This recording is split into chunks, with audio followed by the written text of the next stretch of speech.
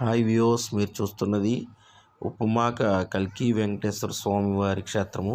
ఇది కొండపైన ఉన్న గరుడాద్రి పర్వతం మీద ఉన్న ఆలయ ప్రాంగణం. ఇక్కడ స్వామివారు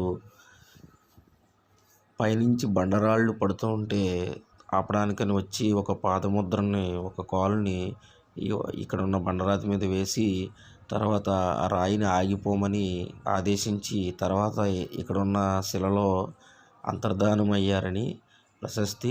ఆయన వచ్చేటప్పుడు తెల్లని గుర్రం మీద వచ్చి ఇక్కడ ఉన్న బండరాతిని మీరు చూస్తున్నారు కదండి, ఆ బండరాతిని ఆపారు.